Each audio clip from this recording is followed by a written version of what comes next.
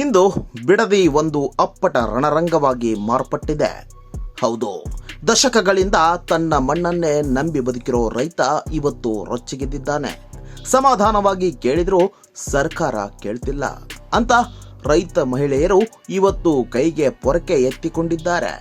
Survey ಮಾಡೋಕೆ ಅಂತ ಬಂದಿದ್ದ ಅಧಿಕಾರಿಗಳಿಗೆ ಸಿಕ್ಕಿದ್ದು ಅಂತಿಂತ ಸ್ವಾಗತ ಅಲ್ಲ, ಬದಲಾಗಿ ಬೆನ್ನು ಕೆಂಪಾಗೋ ಪೊರಕೆ ಏಟು. ಏನಿದು ಘಟನೆ? ಬಿಡದಿಯಲ್ಲಿ ಯಾಕಿಷ್ಟು ಬೆಂಕಿ ಹತ್ತಿಕೊಂಡಿದೆ?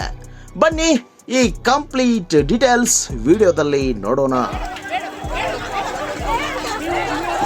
ಘಟನೆ ನಡೆದಿದ್ದು ರಾಮನಗರ ಜಿಲ್ಲೆಯ ಬಿಡದಿ ಹೋಬಳಿಯ ಮಂಡಲಹಳ್ಳಿ ಗ್ರಾಮದಲ್ಲಿ. ಬಿಡದಿ ಸಮಗ್ರ ಉಪನಗರ ಯೋಜನೆ ಅಂದ್ರೆ ಬಿಡದಿ ಟೌನ್ಶಿಪ್ ನಿರ್ಮಾಣಕ್ಕಾಗಿ ಅಧಿಕಾರಿಗಳು ಇಂದು ಬೆಳ್ಳಂಬೆಳಗ್ಗೆ ಜಮೀನು ಸರ್ವೆ ಮಾಡೋಕೆ ಅಂತ ಲೈನ್ ಹಚ್ಚಿಕೊಂಡಿದ್ರು. ಆದ್ರೆ ಅಲ್ಲಿ ಅಧಿಕಾರಿಗಳಿಗಾಗಿ ರೈತರು ಕಾಯ್ತಾ ಕೂತಿದ್ರು. ಅಧಿಕಾರಿಗಳು ಮಣ್ಣಿಗೆ ಕಾಲಿಡುತ್ತಿದ್ದಂತೆ ರೈತ ಮಹಿಳೆಯರ ಆಕ್ರೋಶದ ಕಟ್ಟೆ ಒಡೆಯಿತು. ಅಧಿಕಾರಿಗಳ ಮಾತಿಗೆ ಕಿವಿಗೊಡದ ಮಹಿಳೆಯರು ಕೈಯಲ್ಲಿದ್ದ ಪೊರಕೆಗಳಿಂದಲೇ ಅಧಿಕಾರಿಗಳಿಗೆ ಚಚ್ಚೋಕೆ ಶುರು ಮಾಡಿದ್ರು.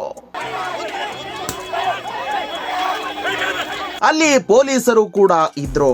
ಆದ್ರೆ ರೈತರ ಕೋಪದ ಮುಂದೆ ಅವರ ಆಟ ಏನೂ ನಡೆಯಲಿಲ್ಲ.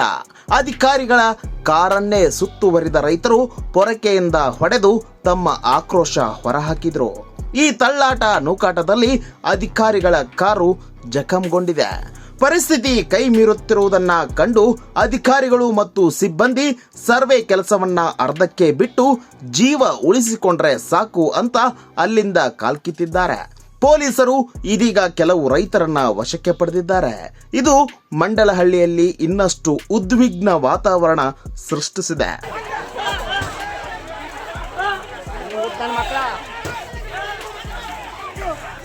ಇದು ಇವತ್ತು ನಿನ್ನೆ ಶುರುವಾದ ಹೋರಾಟ ಅಲ್ಲ. ನಮ್ಮ ಭೂಮಿ ನಮ್ಮ ಹಕ್ಕು ಅಂತ ಬಿಡದಿಯ ರೈತರು ಕಳೆದ ಬರೋಬ್ಬರಿ 485 ದಿನಗಳಿಂದ ಶಾಂತಿಯುತವಾಗಿ ಪ್ರತಿಭಟನೆ ಮಾಡ್ತಿದ್ದಾರೆ. ಆದ್ರೂ ಕಾಂಗ್ರೆಸ್ ಸರ್ಕಾರ ಏಕಾಏಕಿ ಇವತ್ತು ಸರ್ವೆಗೆ ಮುಂದಾಗಿದ್ದು ಯಾಕೆ ಅನ್ನೋದು ರೈತರ ಪ್ರಶ್ನೆ. ನಮ್ಮ ಒಪ್ಪಿಗೆ ಇಲ್ಲದೆ ನಮ್ಮ ಭೂಮಿಗೆ ಕಾಲಿಡಬೇಡಿ ಅಂತ ರೈತರು ಪದೇ ಪದೇ ಹೇಳ್ತಿದ್ರು. ಅಧಿಕಾರಿಗಳನ್ನ ಚೂ ಬಿಟ್ಟಿದ್ದು ಎಷ್ಟು ಸರಿ ಅನ್ನೋದು ಈಗಿನ ಚರ್ಚೆ. ಇತ್ತ ಜೆಡಿಎಸ್ ಕೂಡ ಈ ಘಟನೆಯನ್ನ ತೀವ್ರವಾಗಿ ಖಂಡಿಸಿದೆ. ಪೊಲೀಸ್ ಇಲಾಖೆ ಅಧಿಕಾರಿಗಳಿಗೆ ಒಂದು ಎಚ್ಚರಿಕೆಯನ್ನು ಕೊಡ್ತಾ ಇದ್ದೇನೆ. ತಾವು ಶಾಂತಿಯುತವಾಗಿ ಹೋರಾಟ ಮಾಡ್ತಾ ಇರತಕ್ಕಂಥ ಒಂದು ರೈತರ ಹೋರಾಟಕ್ಕೆ ಇವತ್ತು ಸರ್ಕಾರ ಅವರ ವಿರುದ್ಧ ದೌರ್ಜನ್ಯವನ್ನು ಎಸಗತಕ್ಕಂಥದ್ದು, ತಮ್ಮಗಳನ್ನು ದುರುಪಯೋಗಪಡಿಸ್ಕೊಳ್ತಕ್ಕಂಥದ್ದೇನಿದೆ, ಇದಕ್ಕೆ ಯಾವುದೇ ಕಾರಣಕ್ಕೂ ತಾವು ಸರ್ಕಾರದ ಸೂಚನೆಗಳೇನಿದೆ ಹೆದರಿ ರೈತ ವಿರೋಧಿ ನೀತಿಗಳನ್ನು ಮಾಡಿದ್ರೆ ಈ ಸರ್ಕಾರದ ಕೆಟ್ಟ ನಡವಳಿಕೆಯ ಪಾಲು ನಿಮಗೂ ಇವತ್ತು ಹಂಚ್ಕೊಳ್ತಕ್ಕಂಥ ದಿನಗಳು ಬರುತ್ತೆ. ಅದರಿಂದ ಎಚ್ಚರಿಕೆಯಿಂದ ಇರಿ ಅಂತಕ್ಕಂಥದ್ದನ್ನು ಪೊಲೀಸ್ ಇಲಾಖೆ ಅಧಿಕಾರಿಗಳಿಗೆ ಹೇಳಲಿಕ್ಕೆ ಬಯಸ್ತಾ ಇದ್ದೇನೆ. ಡಿಕೆ ಶಿವಕುಮಾರ್ ಸರ್ಕಾರ ಪೊಲೀಸರ ಬಲ ಪ್ರಯೋಗ ಮಾಡಿ ರೈತರನ್ನ ಒಕ್ಕಲೆಬ್ಬಿಸುತ್ತಿದೆ. ಇದು ಪ್ರಜಾಪ್ರಭುತ್ವದ ವಿರೋಧಿ ನಡೆ ಅಂತ ಟ್ವೀಟ್ ಮಾಡಿ ಕಿಡಿಕಾರಿದೆ. ರೈತರ 1 ಇಂಚು ಭೂಮಿಯನ್ನ ಮುಟ್ಟೋಕೆ ಬಿಡಲ್ಲ, ಇಲ್ದಿದ್ರೆ ಬೀದಿಗಿಳಿದು ಉಗ್ರ ಹೋರಾಟ ಮಾಡ್ತೀವಿ ಅಂತ ಕುಮಾರಣ್ಣನ ಪಕ್ಷ ಈಗ ಸರ್ಕಾರಕ್ಕೆ ಓಪನ್ ವಾರ್ನಿಂಗ್ ನೀಡಿದೆ. ಒಂದೆಡೆ ಅಭಿವೃದ್ಧಿ ಬೇಕು ಅನ್ನೋ ಸರ್ಕಾರದ ಹಠ, ಇನ್ನೊಂದೆಡೆ ನಮ್ಮ ಭೂಮಿ ನಮಗೆ ಬೇಕು ಅನ್ನೋ ರೈತರ ಹಠ. ಈ ಇಬ್ಬರ ನಡುವಿನ ಹೋರಾಟದಲ್ಲಿ ಕೊನೆಗೆ ಗೆಲುವು ಯಾರದ್ದು?